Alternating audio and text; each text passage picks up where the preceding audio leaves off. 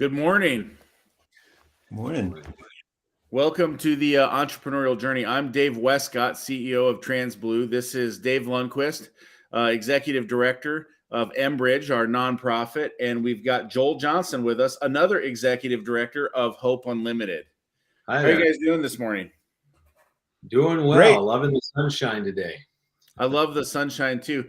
Just to kind of set the table for our conversation here, Hope Unlimited is really an amazing organization. We're going to talk about them and we're going to let Joel talk about them. But I just want to say that on the entrepreneurial journey, one of the things I think is most important is giving back to community. And this is an amazing community group. And so community is so important. So it's interesting because I was on another call this morning at 6:30 and there was a pastor speaking. And one of the things he was talking about is he said there's 8 fires in the Bible. There's 8 things to be passionate about. And I'm not going to share all 8 of them. I'm just going to share number 1. And he said, one is the fire of giving.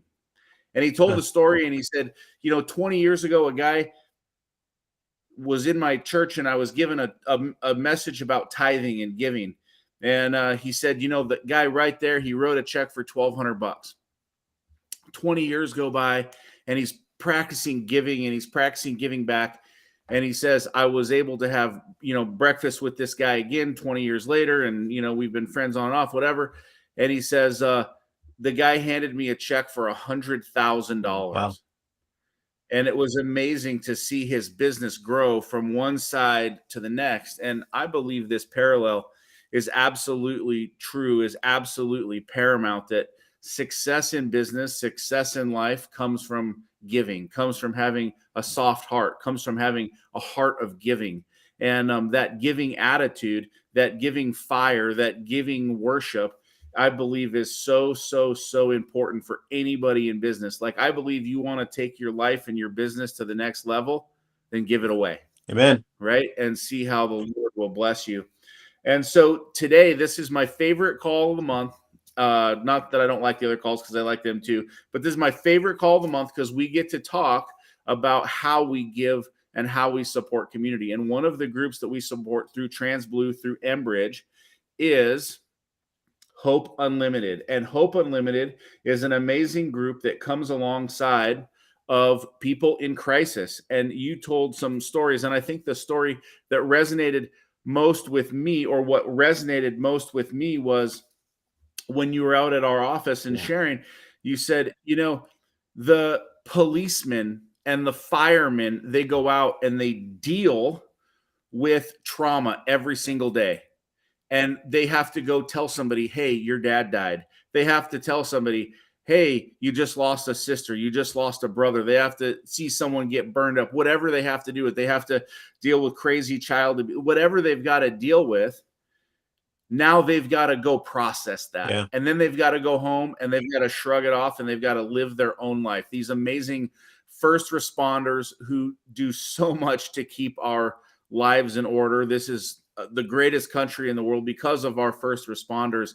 And I never really thought, oh man, those people have to go home and carry all of those burdens of all of those things. They say all the post-traumatic stress, all of that. So what you guys do in the community is absolutely huge, absolutely amazing. Founded in 1998 by Ralph and Leanne Fry, along with 6 friends, put it all together. And so here we are with Joel Johnson. An amazing name, by the way, because I was thinking this morning, man, the greatest name that could ever be is probably Jack Johnson. So Joel Johnson is the greatest name. So it's pretty awesome. Pretty awesome name. So anyways, just I'll kick it off with you and just tell us about Hope Unlimited, and Dave and I will chime in and we'll just have a fun conversation.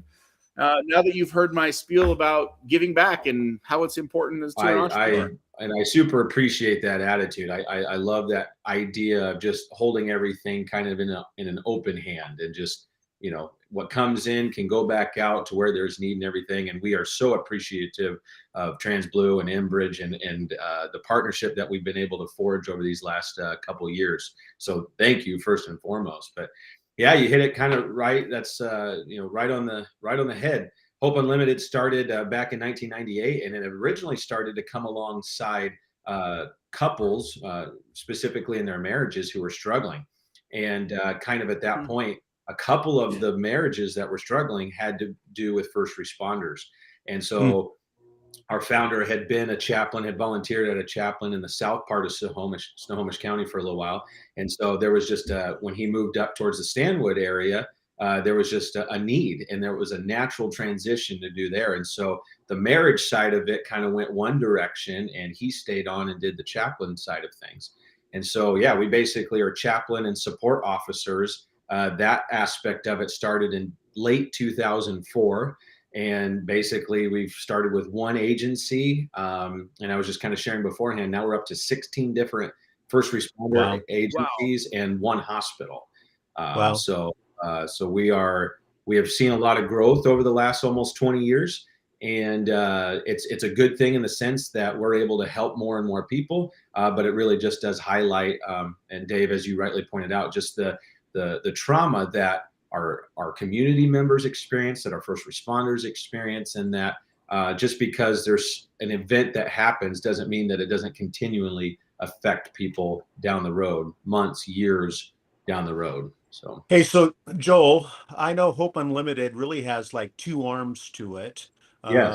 And that you said it started off actually supporting marriages, but currently this organization, your organization that you lead, has two arms. Tell us a little bit about that. Sure. Yeah. So as I mentioned, the first side of it is for first responders and the community members they serve. Well, we come in moments of crisis and just try to, for lack of a better term, bring in some mental, emotional, spiritual first aid to people who have experienced trauma or experienced a crisis situation. Likewise, the first responders that have been called via 911 to respond to the situation, we also do a lot of help with them, where we do peer support with them. We get them into counseling resources. We do resiliency training so that they have some tools in the tool bag to be able to experience all the stuff that they experience in their lives on a regular basis, and have the ability to cope with that or live with that. The other side of that, which is the newest thing that we did, and we just started this back in 2018, kind of just loosely got it going, and it's grown since, is believe it or not, just because of our relationship with first responders and some of the things that we were seeing in our community, we actually started an anti-human trafficking initiative. And yes, human trafficking happens in the United States. It happens in all 50 states. It happens in our area in Snohomish County, and in the greater Puget Sound, and the greater Washington state. And so when we were kind of looking at ways that we could help with this, we were challenged to try to get really good at one aspect of it, or become experts in one aspect of it. And we realized that there was a very big need for basically coming alongside people and letting them know that this is a deal, and that we actually wanted to get into prevention. And so our kind of working mantra, our working deal is that we basically have this whole thing where if we can reach somebody before we have to rescue them, that's a huge positive thing. So we want to be able to reach students, we want to reach families and let them know that this is an aspect of life, that there are people out there that are ready just to groom you and just ready to take advantage of you, and can kind of mess up your life, and they're trying to do that. So we want people to know that that's a real thing, and that we want to prevent it. So we work with schools, community organizations, churches, just to basically, again, give tools in the tool belt to prevent that from happening. Good. I used to watch this TV show. I can't watch it anymore, but I used to watch this TV show. I don't know if you ever heard of it. Law and Order Special Victims Unit. SVU, right? That show started back in the late 90s. And, I used to watch that show but it was so traumatic just watching the show that I was like, oh man, listen, I can't keep watching the show. Because like every episode was about something traumatic that happened, whether it was a robbery or a broken leg or somebody got raped. I don't know, just all of these horrific things that happen. But that's what you guys are faced with every single day. You guys are in the line of fire every single day. And so I guess, for the folks watching online and the folks participating, and a shout out to Kevin saying good morning. Good morning, Kevin. Glad you're with us this morning. But for your team who is out there in the field, what does that day look like? I mean, what are some of the things that they're dealing with? What are I mean, I know you probably can't go into, graphic detail of it, but like, what are these guys faced with every single day that you're really walking them Sure. through? And again, my answer is going to have to be twofold, because there's a lot that's similar in what we do, but the two different teams that we have, the two different community organizations that we have, kind of looks a little different. But so on the chaplain side, basically it starts with somebody wanting to give back to their community. A lot of our chaplains are people who have experienced some sort of trauma in their life, and somebody has come alongside them and helped. And they volunteer as a chaplain because it's a way to pay it forward. It's a way to walk through a difficult circumstance with somebody that really just needs some help. And so what a typical day looks like is we have chaplains. They typically volunteer for a 24-hour period. So they line up their lives in such a way that they can respond if there's a call for service. And they have these things. Believe it or not, pagers are still very active in the first responders. Wow. We also have our cell phone and stuff. And basically what happens is a crisis event happens. And just to be completely honest, typically it surrounds somebody when somebody has passed away. Somebody's loved one, family member has passed away. And the chaplain responds to that scene, and again, provides kind of that first aid for that mental, emotional, kind of spiritual shock that happens when we lose somebody that we care about.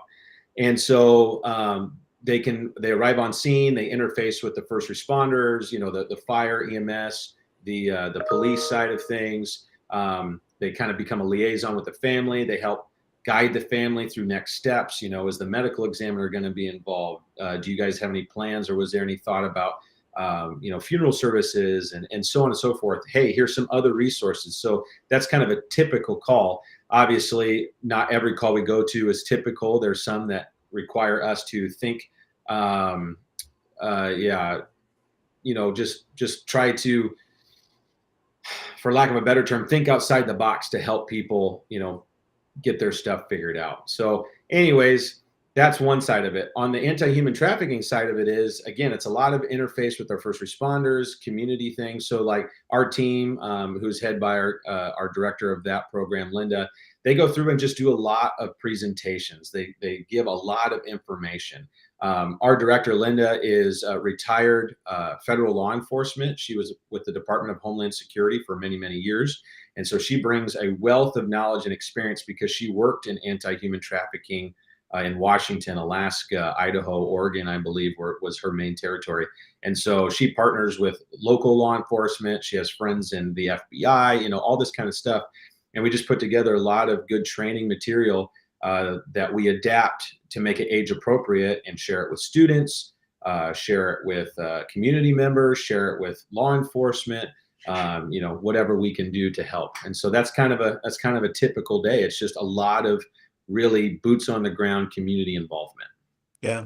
Hey, Joel, you shared a stat with me that was pretty amazing. Not only how many calls you guys do in a year, but also how it reduces the time that first responders have to be in a crisis situation, and how it really frees up. I mean, the power of chaplains is that it not only is care for the community, care for the first responders, but it is also so beneficial in that it frees them up to do really what they're called to do. Yeah, that's right. So that was one of the main things. Again, first responders are out serving our community constantly, right? I mean, we have, tens of thousands of calls that happen every year in our service area, just in the area that we as chaplains serve. And so, you start thinking of that, that's a lot. So just because we have one traumatic crisis situation happen, unfortunately, that means within, several minutes, something else can happen. And we don't necessarily know what that looks like. And so one of the things that we can do is, like you said, we get this first responders back in a first responder mode. Before chaplains in our area, a lot of times an emergency medical services unit, like an aid car, an ambulance, or a paramedic crew, they would have to remain on scene sometimes for 2-3 hours just to render aid as much as they could to the family. Now, after their job is done, we can come on scene, within a half hour of being paged out, and we can get them right back into service, and we kind of take it from there. And so one, it reduces the stress of having to walk through that whole situation with our first responders. And two, it frees them up to help, because inevitably there's going to be a next call or another call. So, Yeah. You had some statistics like Wow. 70, they get back into service 70% faster or something like that. yeah, it was. I'm trying to think. I mean, basically, if it's an average of a 2 to 3 hour call, now they're getting back into service within 30 minutes of their part of the job being called. It's much different. And what's nice too is that sometimes it would take multiple crews to stay on scene. You might have multiple units that are there. Now they can all go back. And yeah, I mean, and we've seen a huge increase in our services. I can remember just a few years ago where we may have had 200 calls for service. I think 212 was a recent. And then like last year, I think we were well over 550, knocking on the door of 600 calls. So Wow. we've tripled our responses in the last about 4 or 5 years. So that literally is thousands of hours. I mean, if you're doing, 500 calls a year, right? Yeah. Times 2-3 hours. I mean, that's thousands of hours that in a sense, you guys are putting back into first responders.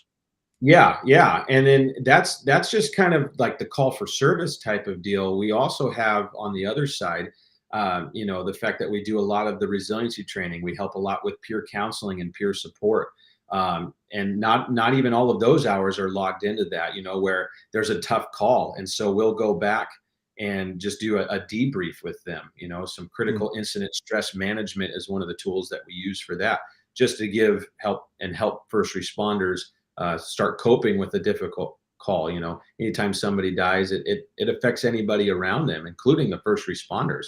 They're not just some, emotional-less robot that can just turn it on, turn it off when they need to. There's calls that these men and women will carry with them for the rest of their lives.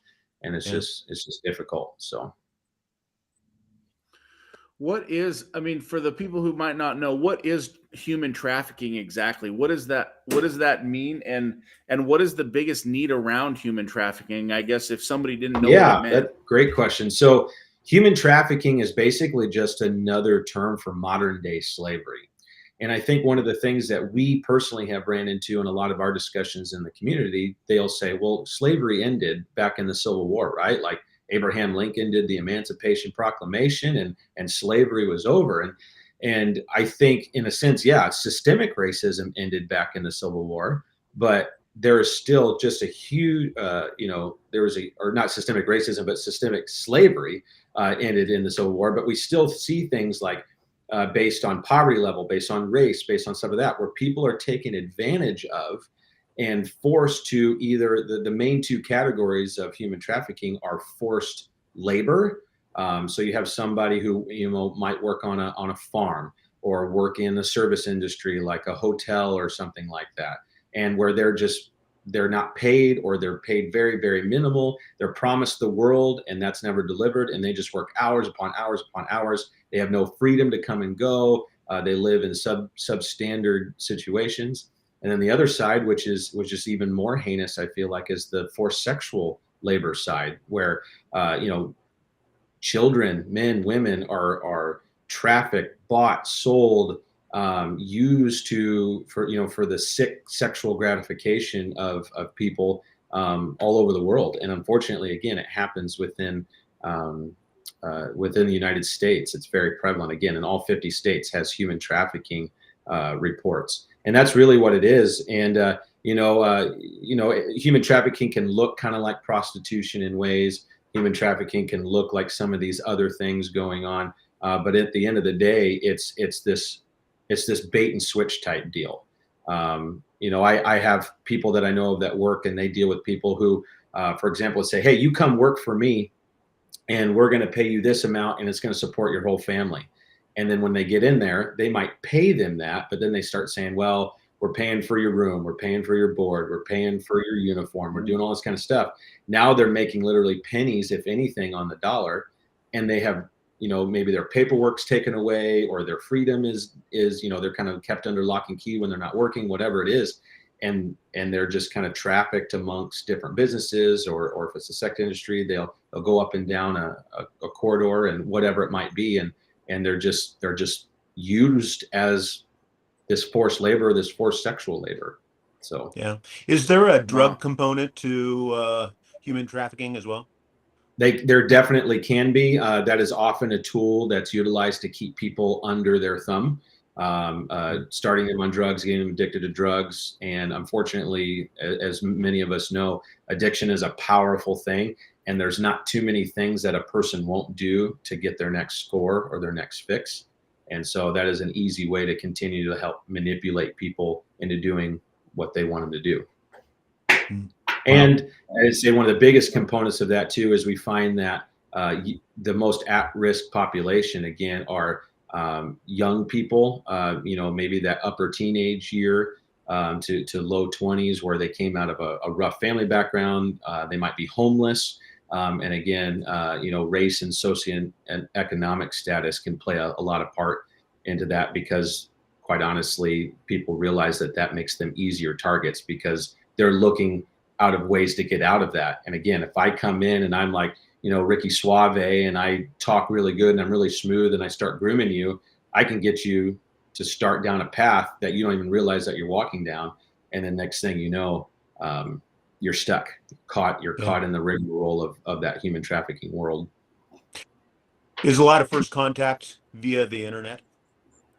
It can be. Internet is a powerful tool, and it can be used for a lot of great things. I mean, we're on the internet right now, and I appreciate what you guys do.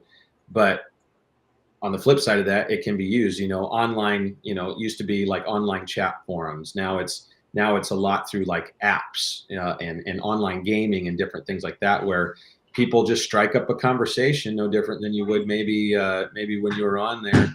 And when you're on there and then all of a sudden you're freaking out. And now, again, you have an online boyfriend, you have an online girlfriend, you have an online friend, and then it goes from there. It's like, oh, we should meet at some point, or we should do this at some point. If I could share one quick story, I think of a 14-year-old that we helped. We were able to share some of this information about how this works. And we had a 14-year-old that had literally was just getting ready to hop on a bus, had stolen their parents' credit card or a credit card, and was going to purchase a ticket to leave our area and go down to California to be with their online boyfriend. And I mean, what do you do with that? I mean, chances are that person on the other end of that keyboard was not this 16-year-old male that, just really loved and cared for. Is probably a much older person that was just specifically grooming this person to come down and to use them for some reason. And so they were able to have an open and honest conversation with parents. The parents, I thought, as far as we could tell from our angle, they did a gracious job in loving their child. Sure, they were upset that their child was doing some of this, but they really loved them and embraced them and did everything they could to keep their child safe. So great. Wow, that's hardcore, man. That's that really drives it home. The kid on the bus going down to meet some sicko or something like that, man. That's hardcore. Yeah. What is the driving passion behind you? I mean, what just keeps you motivated? What keeps you just doing this day after day after day? Because it's not an easy job. What is that why for you? So on the human trafficking side, the why is I had an opportunity back in 2008 to travel to Southeast Asia. And I have a connection in that area who actually works in human trafficking, in anti-human trafficking in that area. And so me and my wife and some others were able to go in and basically try to help find out if some of this stuff was happening at a local establishment where we were. And I'm kind of being scarce with the description of things, but essentially I was used as a John. I was used to basically look like a semi-wealthy American that went to a local establishment where there was suspected human trafficking going on, forced prostitution, that sort of thing. And they were able to basically utilize down the road some of the information that we found out to basically the local authorities were able to do a sting operation and just knowing that there was these young men, these young women, these children, below the age of 18 that were caught up in some of this too. There were babies involved that were born out of the forced sex labor and stuff like that. There was just all of this kind of stuff connected to it, and just how it just gets more and more and more. I think of another situation where there's a young gentleman, I believe he was like a middle teenager, I want to say 14, 15, 16, where he was forced onto a boat to work on a boat. And he finally, through efforts that were done, was able to hear a message in his native language about, we're here to help you if you're stuck. And he got off the boat. He escaped in the middle of the night when they were on dock. And it was the first time that his legs and his feet had touched dry land in 10 years. Wow. He was never even allowed to be off the boat. And he had a hard time walking on dry land, on stable surface, because he was just so used to having to compensate for the rock and of a boat that's at sea. And so, he was able to get rescued out of that as well. And so those kind of stories are what started me down this. And then again, talking with those contacts that I had, realizing that unfortunately that's stuff like that is happening in the United States. Stuff like that's happening in my back door. I mean, you don't have to turn on the news for very long. And then I don't hardly try to watch the news because I feel like it's so depressing at times. But you hear the news stories like out of Seattle, out of Stanwood, out of Arlington, out of the I-5 corridor. Yeah. And our area is poised to be a good place for human trafficking, because we have the rural areas, we have the big industry and labor and tech. We have the I-5 corridor. We have an international border just to our north. We have ports. We have airports. We have all of these things that just make it really easy to move people. And moving people and human trafficking is very, very lucrative if you do that as a business. More so than even some of the drug trades and stuff like that. It can be vastly financially beneficial for the wrong people. So that's the why.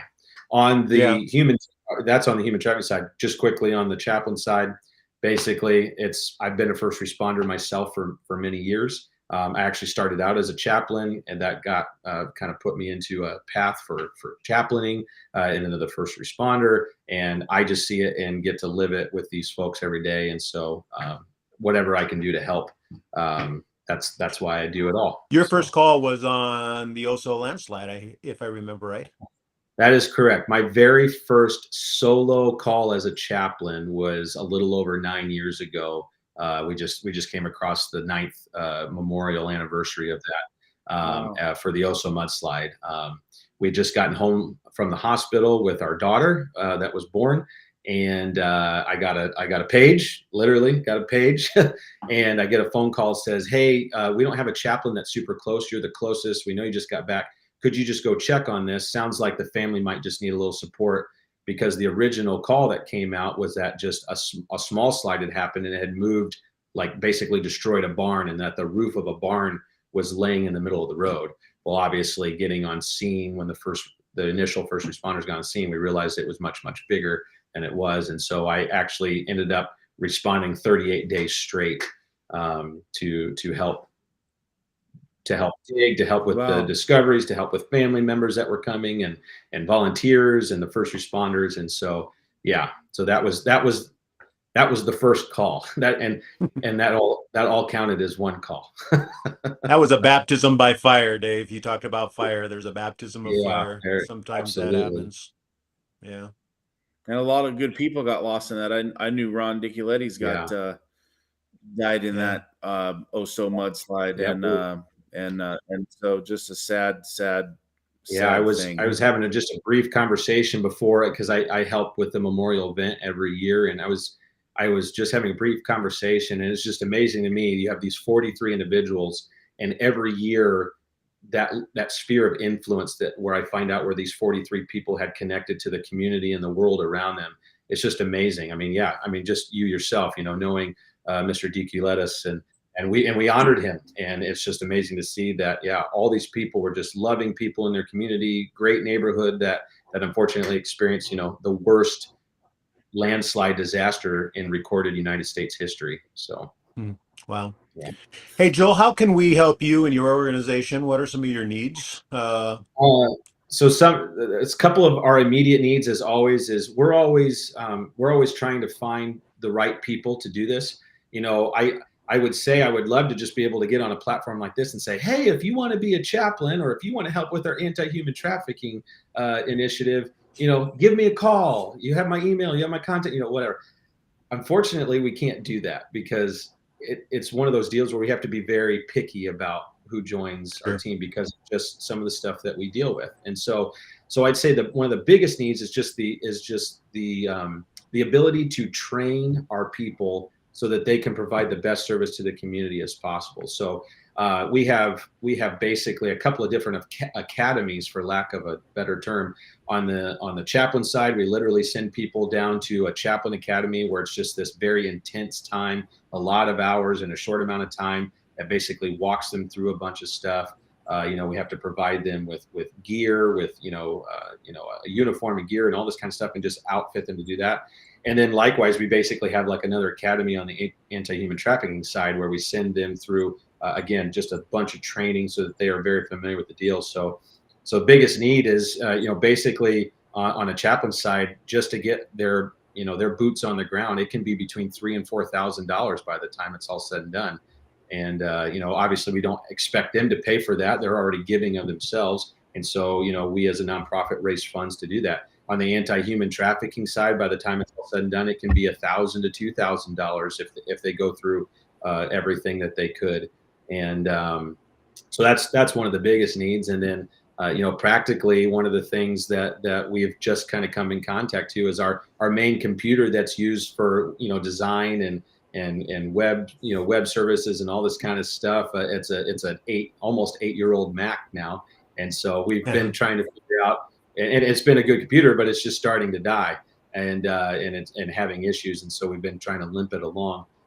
So that's just another practical need, is just to have a nice MacBook that basically can do everything that we need to do for some of our own multimedia needs and stuff like that. So those are the two biggest things. But obviously the first one is just being able to continue to get people trained up to be in the community. We don't have a lot of product. We don't have a lot of stuff. We're very service oriented. So our product is our people, and we're only as good as our volunteers. And the cool thing is that means we're really good because we have amazing volunteers. Awesome. That's cool. I this, like I said, this is my favorite call of the month, just learning of, what's happening in the community and how we can give back. And so, I like to do a match on these calls. Anybody who's listening.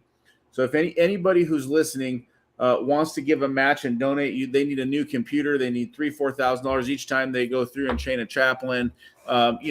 We'll match up to $3,500 of anybody who gives through the Enbridge website to Hope Unlimited. So go to the enbridge.global, give there, and we'll match any donated funds up to $3,500.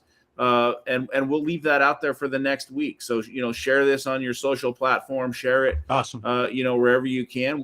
We'll leave it out there, and just go to that Enbridge site, deliver through there, and we'll match, and we'll do our best to, one, keep these chaplains fired up, keep them nutritioned up, keep them clothed up with everything they need, trained up in everything that they need. And hopefully we've got some good technology out there. And that's a big need. I mean, computers are a big need. You don't really realize how big that computer is. I was actually sitting in a group of business peers, and I had a 4-year-old Surface, and the guys were giving me a hard time about, your computer is so old. Does that thing even turn on? Blah, blah, blah, blah, blah. It's only 4 years old. And I was like, hey, man, this thing works like a champ. And so, about 6 months later, I was going on, and it's having slow memory and having slow this. And my brother Jim's like, yeah, you've about killed that thing. It's 4 years old. So an 8-year-old Mac. Just shy. I'd say it's 7, almost 8. Yeah. Right. And so, I mean, you think of all the amazing work you guys are doing, all over, and all of the amazing people, and just the simple thing like a computer. Yeah, no, it'd be great to do. The needs of a computer. So, we hope that folks will match. So, if you're on this entrepreneur, give back, dig deep, right? Make a change in this world. Give that kind heart, and I guarantee you the blessings will come back to you. But that's what I've got. Dave, Joel, any final thoughts? I just want to say thank you, Joel. Yeah. And likewise, I want to say thank you too. Thank you so much for this opportunity. Thank you again. Like I said at the beginning, for TransBlue and Enbridge and their partnership. Yeah, we literally, we can't do it. We can't do it without you guys. We can't do it with people like you. Yeah. So if you could just keep spreading the word, right? And again, you know anybody that would make a good chaplain, where you're able to refer them to us. Like I said, not just this big wide open call out, but hey, send them our way. We're always looking for good people that have compassionate hearts. Hey, lastly, just before you go, you have a golf tournament to raise some funds coming up. Yeah. Let us know about that. Yeah, so we do one major fundraiser every year. A lot of times, where our big source of fund is just through conversations like this and talking to people, and they get it. But we do one major fundraiser a year on June 23rd. So it's a Friday, June 23rd, at the Camelot Golf Course on Camano Island. It's a beautiful golf course, and it's within the Sun Belt. So it's always nice weather there at the end of June. Yeah, we just start at 9 a.m. and it's a foursome and a scramble. So if you have a really good short game, but you don't have a driver, you can count on your buddy to help you out. So we just have a lot of fun. I think it's $500 per team. That covers your cart, your greens fee, breakfast and lunch.